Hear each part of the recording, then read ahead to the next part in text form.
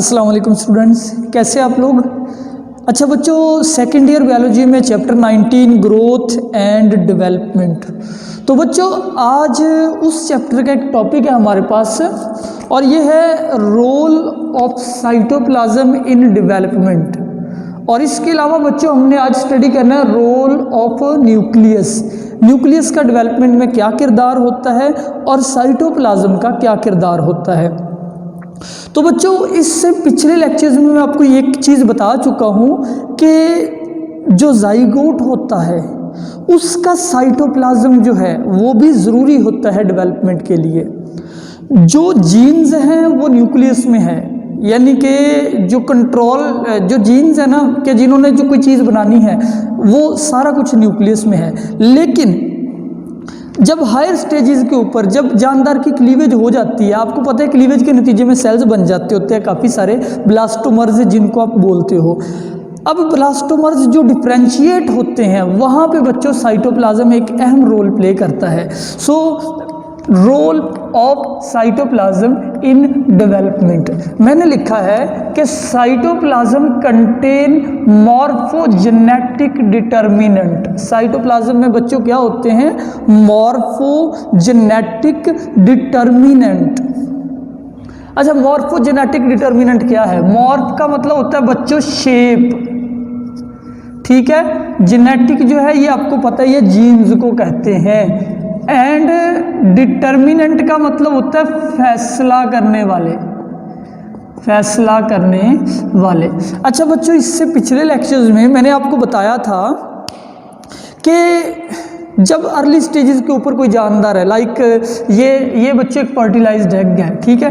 ये fertilised egg cleavage करेगा, cleavage के नतीजे में एक सेल से 2 सेल बन जाएंगे, फिर मजीद क्लीवेज होगी, 2 सेल्स से बन जाएंगे 4 सेल। ये जो क्लीवेज के नतीजे में जितने भी सेल्स बनते हैं इनको आप कहते हैं ब्लास्टोमर्स। अर्ली स्टेजेस पे सारे सेल एक जैसे हैं। बात को आपने मेरे को पिक करना है कि अर्ली स्टेजेस के ऊपर जो डेवलपमेंट के स्टेजेस है, सपोज फर्ज कर ले एक बॉल ऑफ सेल्स बन गया, वो बॉल ऑफ सेल में हर सेल सेम होता है, डिफरेंट टाइप के सेल्स नहीं होते। हायर स्टेजेस के ऊपर जाके क्या होता है कि सेल्स डिफरेंशिएट होते हैं। कोई सेल नर्व सेल बन रहा है, कोई मसल सेल बन रहा है, कोई नोटोकॉर्ड बना रहा है, कोई गट बना रहा होता है, कोई मीजोडर्म बना रहा होता है, कोई लंग्स बना रहा होता है, कोई हार्ट बना रहा होता है। यानी सेल्स डिफरेंट होने लगते हैं। तो अब एक लॉजिकल क्वेश्चन ये है कि सेल्स डिफरेंशिएट कैसे होते हैं। उसकी वजह बच्चे ये चीज़ है मॉर्फोजेनेटिक डिटर्मिनेंट। आज ये ना मैं आपको ऐसे समझाऊंगा तो बेटा समझे, ये ना एक फर्टिलाइज्ड एग है। अब फर्टिलाइज्ड एग का ये साइटोप्लाज्म है, न्यूक्लियस छोटा सा है और बाकी सारा कुछ क्या है? साइटोप्लाज्म है।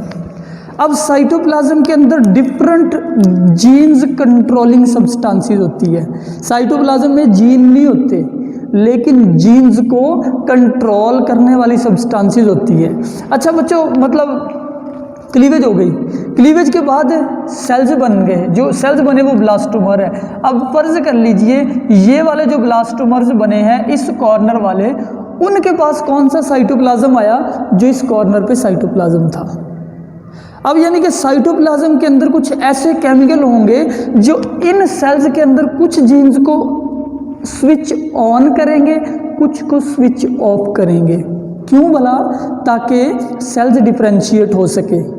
मैंने बताया था ना आपको कि अर्ली स्टेजेस पे ये क्लीवेज वाले सारे सेल एक जैसे हैं, बाद के अंदर ये डिफरेंशिएट होते हैं। तो डिफरेंशिएट कैसे होते हैं कि हर सेल में डिफरेंट साइटोप्लाज्म जाता है। देखिए ना कि सेल के अंदर साइटोप्लाज्म है, साइटोप्लाज्म के डिफरेंट रीजन हैं, उन रीजन्स के अंदर मौजूद है मॉर्फोजेनेटिक डिटर्मिनेंट, यानी ऐसी चीज़ें हैं जिन्होंने जीन्स को कंट्रोल करना होता है। कंट्रोल करने वाली चीज़ें साइटोप्लाज्म में है। तो बच्चों फिर होता क्या है कि जब क्लीवेज में सेल्स बन जाते हैं, हर सेल के पास थोड़ा साइटोप्लाज्म चला जाता है एग का।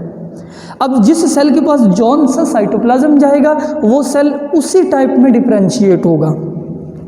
तो जैसे कि ये वाले सेल जो है इनके पास एक साइटोप्लाज्म चला गया, अब फर्ज कर लीजिए गट बनाएंगे। अब यहाँ पे ये जो नए सेल बने इनके पास कोई और साइटोप्लाज्म गया है, ठीक है बच्चों। इसी तरीके से यहाँ पे जो सेल बने हैं, सपोज इनके पास कोई और साइटोप्लाज्म गया है, ये कुछ और स्ट्रक्चर बनाएंगे। और यहाँ पे बच्चों जो सेल है वो उनके पास कोई और साइटोप्लाज्म और टाइप का गया है तो वो डिफ्रेंशिएट होके और स्ट्रक्चर्स बनाएंगे। सो यूं डिफरेंट टाइप्स के सेल जिनमें डिफरेंट साइटोप्लाज्म चला जाता है वो फिर डिफरेंट चीज़ें पैदा करते हैं। ठीक है बच्चों। सो अभी मॉर्फोजेनेटिक डिटर्मिनेंट फिर क्या है बच्चे? मॉर्फोजेनेटिक डिटर्मिनेंट एक्चुअली में हम कहते हैं ये या तो आरएनए होते हैं या कोई प्रोटीन होते हैं। ये आरएनए या प्रोटीन होते हैं और ये कंट्रोल करते हैं जीन्स को। ये खुद जीन्स नहीं है, जीन्स न्यूक्लियस में ही है। कंट्रोल करने वाली जो चीज़ें हैं ना जीन्स को, उनको आप बोलते हो मॉर्फोजेनेटिक डिटर्मिनेंट। सो जिस सेल में जो मॉर्फोजेनेटिक डिटर्मिनेंट जाएंगे उसी हिसाब से वो सेल डिफरेंशिएट होगा। अच्छा, अब साइंसदानों ने जब ऑब्जर्व किया ना एक एनिमल जिसका नाम है एस्कीडियन, एस्कीडियन के एग को ऑब्जर्व किया। एस्कीडियन का बच्चों एग, एस्कीडियन क्या है? इसको आप लोअर कॉर्डेट बोलते हो। ये एक कॉर्डेट है, कौन सा chordate? Lower chordate, higher chordate नहीं, लोअर कॉर्डेट है एस्कीडियन। एस्कीडियन के साइटोप्लाज्म में ना 4 डिफरेंट रीजन थे बच्चों। मतलब मिसाल के तौर पे ये ना एस्कीडियन का एग है, इसके एग में 4 किस्म के साइटोप्लाज्म थे। एक ये जो ऊपर वाला साइटोप्लाज्म इसको बोल ले ये क्लियर साइटोप्लाज्म है। तो बच्चों इसमें ये क्लियर साइटोप्लाज्म है। ठीक है, 4 किस्म के साइटोप्लाज्म एस्कीडियन एग में होता है। Clear cytoplasm, yellow cytoplasm, grey equatorial cytoplasm और ग्रे वेजिटल साइटोप्लाज्म। 4 किस्म के साइटोप्लाज्म, ये मैंने आपके सामने नाम लिख दिए, clear, yellow, grey vegetal, grey equatorial. अब ये जो चारों साइटोप्लाज्म है ना, जब बच्चों इस तरीके से सेल क्लीवेज करता है ये फर्टिलाइज्ड एग, तो डिफरेंट ब्लास्टोमर्स के अंदर ये डिफरेंट साइटोप्लाज्म चला जाता है। अब आपको पता है कि इस साइटोप्लाज्म में मौजूद है क्या चीज़ें? Morphogenetic determinant. बच्चे इस साइटोप्लाज्म में मौजूद है मॉर्फोजेनेटिक डिटर्मिनेंट, वो भी अपने अपने सेल्स में चले जाते हैं। तो पता चला है कि जो क्लियर साइटोप्लाज्म है it produce larval epidermis. Clear cytoplasm ने बाद में क्या बनाना होता है?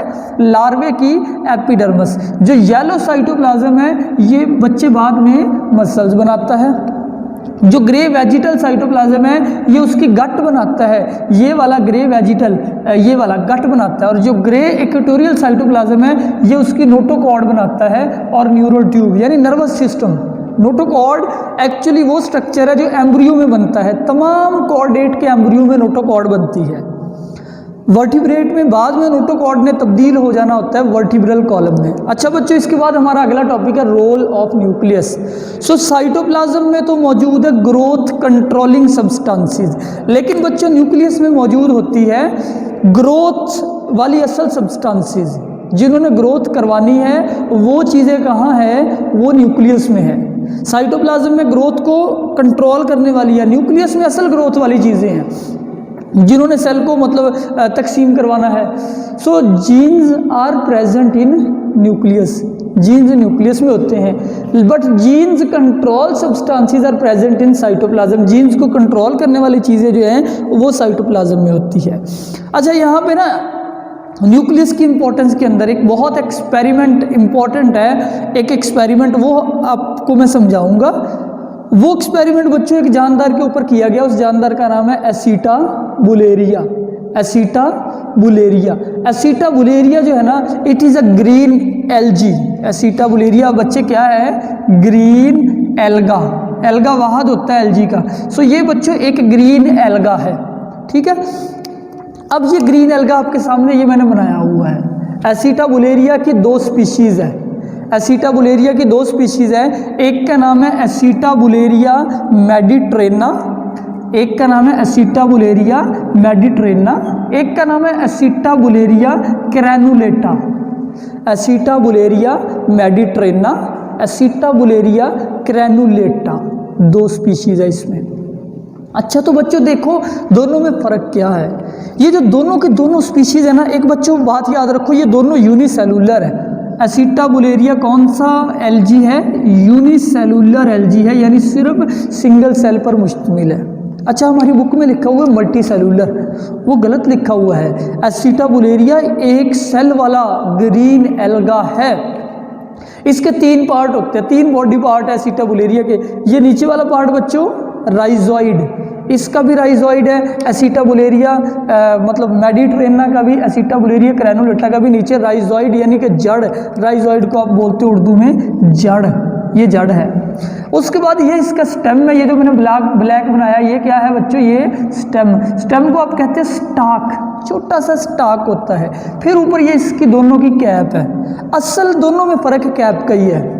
जो एसिटाबुलेरिया मेडिट्रेना की कैप है ना, ये बच्चों रेगुलर कैप है, यानी कि रेगुलर शेप की है। जिस तरीके की डिश होती है ना, वो जो डिश रखते हैं लोग छत के ऊपर, डिश एंटीना, ये वैसी है। और इसकी कैप थोड़ी सी ग्लास शेप, ग्लास टाइप है, जैसे ग्लास होता है हमारे पास वैसी है। तो इसकी शेप को आप बोलते हो इर्रेगुलर, इसकी कैप है। एक की कैप रेगुलर कैप है और ग्रैनुलेटा की कैप जो है वो इर्रेगुलर कैप है। और बच्चों एक बात और, ये है यूनिसेलुलर, लेकिन इसकी लेंथ तकरीबन आपकी फिंगर जितनी होती है। तो इजीली इसको स्टडी किया जाता है, क्योंकि इसकी लेंथ जो है सेंटीमीटर्स में होती है, बहुत छोटी नहीं होती, थोड़ी बड़ी लेंथ होती है।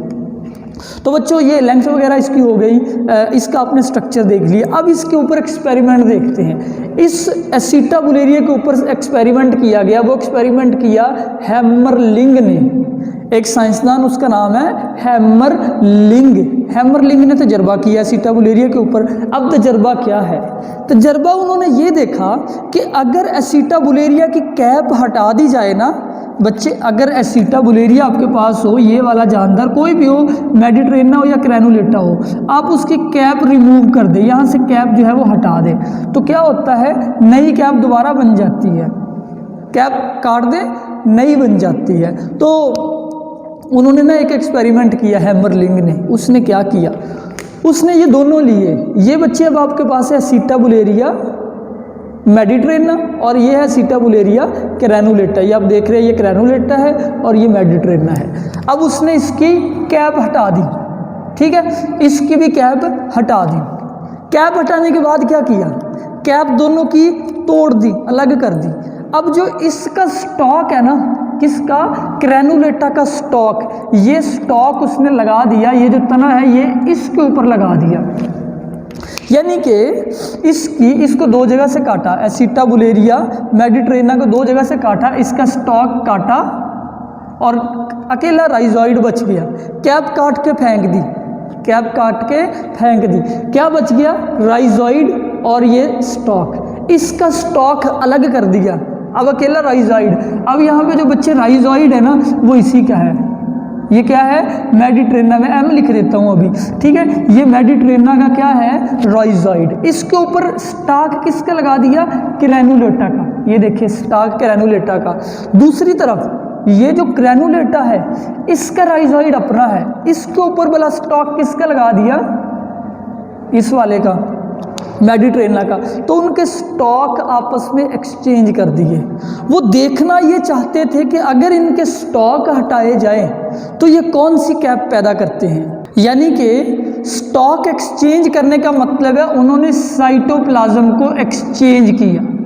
किसको एक्सचेंज किया, साइटोप्लाज्म को। बच्चों एक बात और याद रखो, वो बात ये है कि ये यूनिसेलुलर जो अलगा है ना एसिटाबुलेरिया, इसका न्यूक्लियस बच्चों यहाँ पे होता है राइजोइड के अंदर। न्यूक्लियस कहाँ होता है, राइजोइड के अंदर। यानी कि जो मेडिट्रेना है न्यूक्लियस उसका अपना है। अब न्यूक्लियस के ऊपर नया साइटोप्लाज्म यानी कि नया स्टॉक लगा दिया। स्टॉक में बच्चों सिर्फ साइटोप्लाज्म है, यानी एक्चुअली उन्होंने साइटोप्लाज्म एक्सचेंज किए थे। इसके ऊपर इसका स्टॉक, उसकी जगह ये वाला स्टॉक प्लेस कर दिया, ठीक है। और इसके राइजोइड के ऊपर ये ग्रैनुलेटा का स्टॉक लगा दिया। न्यूक्लियस सेम है, न्यूक्लियस इसका अपना ही है, न्यूक्लियस इसका अपना ही है। साइटोप्लाज्म को एक्सचेंज कर दिया। देखना वो ये चाहते थे कि नई कैप कौन सी बनती है। वो देखना चाहते थे कि इसके अंदर नई कैप जो बनेगी वो मेडिट्रेना की बनेगी या ग्रैनुलेटा की। यानी आपको समझ आ गई होगी कि वो देखना चाहते थे कि साइटोप्लाज्म जो है वो कंट्रोल करता है कैप को या न्यूक्लियस, साइटोप्लाज्म करता है या न्यूक्लियस, क्योंकि नीचे वाला हिस्सा न्यूक्लियस वाला है, ऊपर वाला हिस्सा साइटोप्लाज्म वाला है। तो बच्चों पता है कौन सी कैप बनी, कैप जो है मेडिट्रेना के ऊपर जब उसने ग्रैनुलेटा का स्टॉक लगाया तो कैप तब भी मेडिट्रेना की बनी। कैप कौन सी बनी? मेडिट्रेना की। इसी तरीके से ग्रैनुलेटा के न्यूक्लियस ग्रैनुलेटा का है, स्टॉक यानी कि साइटोप्लाज्म मेडिट्रेना का है। जब कैप बनी तो कैप बच्चों कौन सी बनी? कैप अब भी ग्रैनुलेटा की बनी। यानी इस एक्सपेरिमेंट से हमें पता चला कि साइटोप्लाज्म जो है अगर दो सिमिलर जानदार हो, आप उनके साइटोप्लाज्म को एक्सचेंज कर भी दें तो तब भी जो न्यूक्लियस है वो अपने आप को एक्सप्रेस करेगा। यानी कैप को कंट्रोल करने वाले जीन असल में न्यूक्लियस में ही मौजूद है, लेकिन साइटोप्लाज्म में भी कुछ चीज़ें होती है। हमने इस एक्सपेरिमेंट में पढ़ा कि साइटोप्लाज्म में जीन्स को कंट्रोल करने वाली सब्सटेंसेस होती है और न्यूक्लियस में जीन्स ही मौजूद होते हैं। सो यूँ दोनों चीज़ें ज़रूरी है डेवलपमेंट के लिए, साइटोप्लाज्म भी ताकि उसमें जीन्स कंट्रोलिंग सब्सटेंसेस हो और न्यूक्लियस भी ताकि उसमें जीन्स मौजूद हो। तो ये था बच्चों आज का लेक्चर। अल्लाह हाफिज़।